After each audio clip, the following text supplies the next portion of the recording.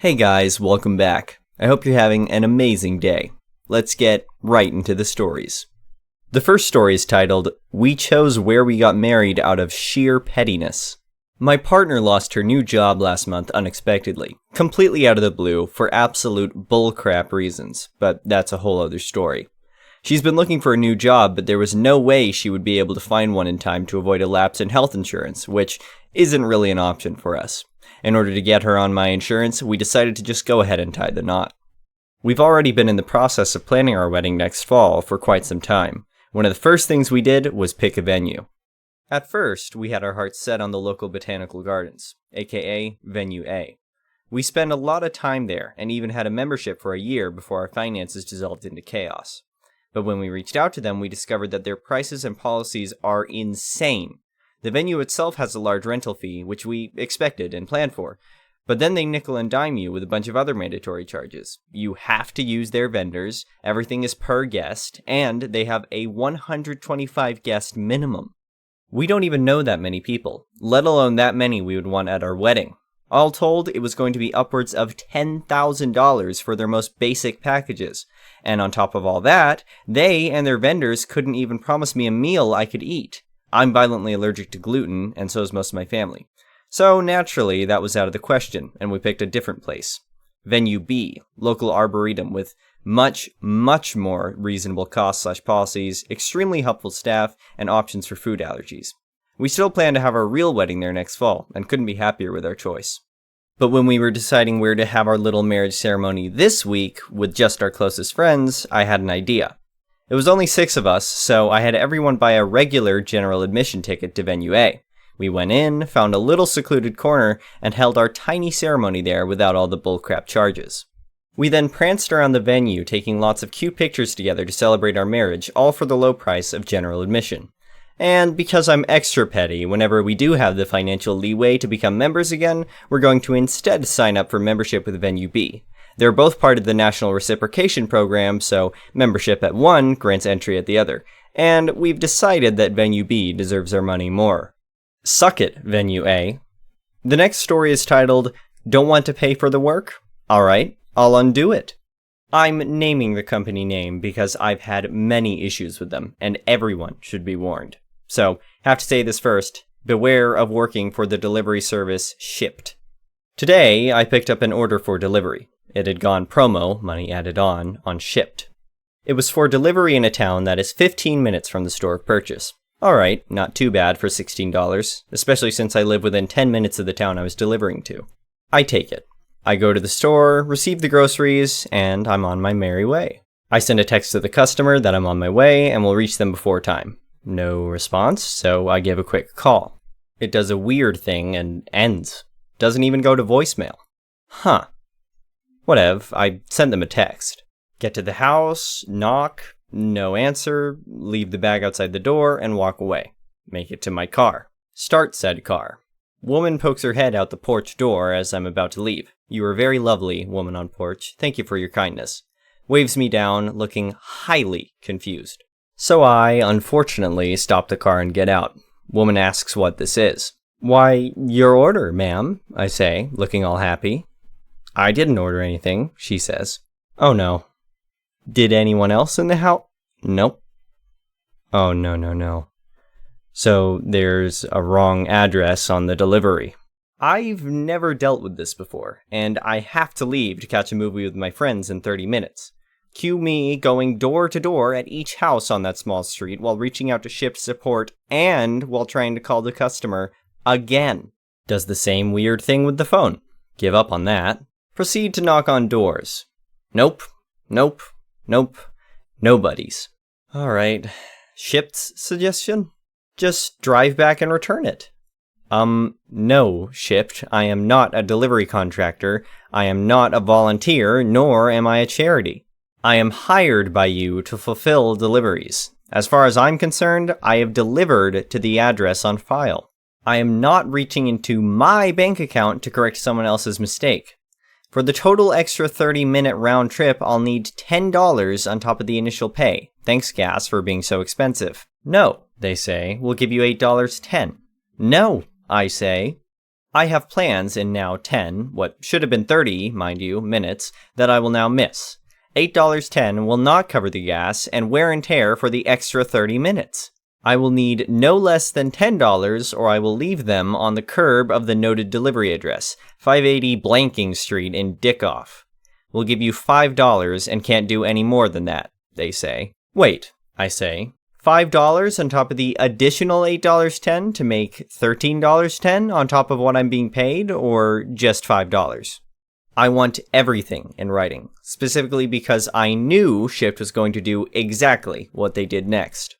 Oh, yes, $13.10, but we can't do any more, they say. Fine, I'm returning it to the store now, I say. Go to the store, do the whole return process, get in contact with Shipt as they directed me with the requested information, get a message on my phone from Shipt to the effect of, your order has been canceled and $20.80 issued to your account. What? I contact Shipt, say, I'm confused, say, it looks as though they were only giving me $5 on top of the original order payment when they said I would be compensated $13.10. I was told, oh, we won't give you any more than $5. But you already said, is there someone else I can speak to? Nope. $5. Take it or leave it. Alright, fine. Don't want to pay me the agreed upon wage? That's a breach of contract, meaning you never actually paid me for this return. So, what did I do? I marched right back into the store, asked the worker who had taken the return what she had done with it, snatched the bag up, strode up to a manager, informed them of what happened, and told them since I wasn't being paid to return the groceries, I would be taking them back to the last place I was contracted and paid to deliver them, 580 Blanking Street in Dickoff. Told him if he wanted to be recompensated for the groceries, he could charge Shipt, as they were not willing to pay to have them returned. Messaged Shipt from my car, informing them of this, and gave them 30 minutes, yep, plans definitely ruined, it's now 2 hours later, to rescind their rescission and pay me what they actually agreed to and owed me. Had to reach out 2 separate times because the first girl, despite me being very polite, would not go to anyone else, such as management, to ask for an exception to this policy considering they had literally told me they would pay me more. Actually had the gall to ask if I had taken items I had returned, and all I had to say in response was, did you pay me to return them? Second girl was much more helpful, reached out to her team to see if anything could be done. Shipt still wouldn't be swayed, but I thanked her profusely for at least trying. So, in the end, they said they wouldn't do any more than $5. I told them, alright, I reject that offer. Just pay me for the original delivery because $5.80 is where they'll be. You can pay another Shipt shopper $15 to come get them. Drove back, it was on my way home, dropped them off, and left. I'm not a charity, I don't work for free, and I certainly don't pay to work. I'm going to be messaging ShopRite Corporate directly, along with New Jersey Labor Board, because this is not the first issue with wages I've had with Shipt. And honestly, ShopRite should seek compensation from them. Have fun paying for the more than $13.10 of groceries that are now rotting on the curb, Shipt. Side note, to anyone who may say you're being entitled, no, I am not. It is not entitled to expect an agreed-upon wage. It is extortion to expect me to work for less than agreed. Imagine you accepted an order from a delivery service, fulfilled that obligation, and suddenly they decided to pay you less than half for that completed order.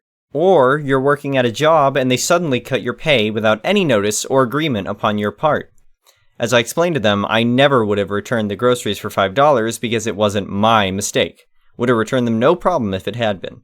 And I would be paying to return them, plus the missed plans, plus the lost time. So, no. I am no way in the wrong, and I don't care what anyone who thinks otherwise has to say. The next story is titled, Cops Knocked Down My Dorm Door Because Mom Lied to Get Me Back. I attend college in Arizona, Mom and stepdad live in Maine. I've gone VLC with them over the 3 years I've been in school. The summers I've managed to get a job or internship to keep me out here. 4 months ago, Mom sent me an email telling me I was coming to Thanksgiving. She wanted the family together and had a photographer coming to take photos. So, we could fake being a happy family for a few hours. I told her I would not be coming because of my job on campus. She then called the school, who told her that A, I'm over 18, therefore they can't tell her anything. And B, when she threatened to pull me out, the awesome lady at the registers told her, good luck, he's on a full scholarship and pays for everything himself. When she realized she couldn't lie to the school, she had E-Dad call me to beg me to come. This guy stood by since I was 12 and watched my mom beat me, degrade me, lie about me, and did nothing. Duck him. I ignore his calls. She then called my bio dad, who laughed at her and hung up. We have our issues, but he's genuinely a good guy who's dealt with mental health issues his entire life. So, Thanksgiving, I woke up. School was closed that day, so I didn't have to work. Went to the gym, enjoyed a leisurely breakfast at my favorite cafe. I came home and was getting ready to throw laundry in the washer and make myself chicken and noodles in my crock pot when my door was pretty much knocked down. Campus cops and outside cops. Guess whose mom called and said her son told his 13-year-old sister, I don't talk to my siblings because they're easily swayed by mom, that he was going to bomb the school. Yeah. So, after a trip to the campus police building, them searching my room and car and finding nothing, my RA and 2 floor mates defending me, and me showing emails of my mom threatening me I'd be sorry for not coming to Thanksgiving, they apologized. I was allowed to go back to my dorm in the RA, and I managed to put the door back on. Then my grandma calls. Guess who was arrested for making a false police report? If you guessed my mom, you'd be right. The next story is titled, I Changed My Ex's Netflix Profile. I found out my STB ex-husband was having an emotional affair. His words, an affair is an affair in my eyes. I still had all the login information for our shared Netflix account, but under his email. I changed his profile photo to a rooster and the name to Babyback Idiot. And I changed my profile name to his emotional partner's name and made the pic of Lucifer from the TV show. He changed the password, but then he didn't re-sign into our son's tablet, so I had to get the password from him anyway, and he's too dumb and hasn't changed it yet. Update, I was able to mess with his account a little bit on my son's tablet. The Wi-Fi wasn't working well, so I couldn't watch anything, but I deleted a bunch of stuff from his continue watching row and messed with where he left off on other shows. The last story is titled, Scream at an Employee Because They Don't Have the Cupcakes You Want? Enjoy, my derriere dear. Okay, so this is a silly story, but it still makes me chuckle. A few months ago, I was out running errands on the weekend. One of my errands had me pick up some cupcakes from a local bakery for D&D. This local bakery makes fabulous cupcakes with unique frosting flavors. Lavender honey is my personal favorite, so they are pretty popular. Due to their popularity, I had ordered ahead. Unfortunately, the woman behind me didn't. Insert entitled Karen. As soon as she queued up, I felt slightly queasy. It was likely due to her perfume, but alas, something more was off. It did not take long for her to complain about the length of the line. There were maybe 4 people in front of me. Honestly, not that bad, but it's a small shop, so it can take some time to process everyone. Instead of looking at her phone and scrolling through Instagram like a normal human being, Karen decided to whine and moan about how slow the service was. This, of course, made everything feel infinitely slower. Once a few people had processed and she could see the glass cabinets, she decided to complain about the lack of variety. It was at this point that the front staffed employee, who was ringing up someone else, told her that what they had on display was the last of the morning batch. If she wanted specific flavors, Karen would either have to wait for the afternoon batch to be finished or next time order ahead. Karen didn't like that. She huffed about how a bakery, again, small, locally owned, with max 2 bakers, should obviously make more cupcakes than they can sell, because what if she wants a dozen of their seasonal flavor? The employee tried to explain how they made only a certain amount each day, and that this is their policy. Again, she could order ahead or come back later. Now, this entire time I had been scrolling on my phone, again, like a normal human being, and didn't figure Karen would do anything besides make buzzing noises. I was wrong. We were standing more or less next to one another at the time, since it was my turn to pick up my order. Karen's face went into a shade of red I can only describe as overheated pig. She then started berating the employee at how unfair the whole thing was. She just continued to sputter about the atrocity of not having the cupcakes she wanted. Now, it is never okay to scream at someone who is just doing their ducking job. What Karen didn't know was that I had eaten curry the night before. 2 bowls, in fact. I had deliberately been holding my sphincter shut to avoid gassing out anyone. However, I decided to let my butt blow a fellow a-hole a kiss. I turned myself slightly to get ample aim and let it rip. A faint hissing was heard, most likely only by me, as Karen continued yelling. She then suddenly stopped. It's as if the world slowed as her nostrils sniffed the now pungent air. She gagged, ever so slightly, but I heard the disgust. It took everything in me not to erupt with laughter. I pray the employee didn't get caught in the crossfire. They were a few feet away due to the counter, but Karen certainly took the full blast. Luckily, no one else was behind her. I left the shop with my delicious dozen and a little bit lighter. Thank you for watching. I would really appreciate it if you could like the video and subscribe to our channel if you haven't already. We'll see you again tomorrow.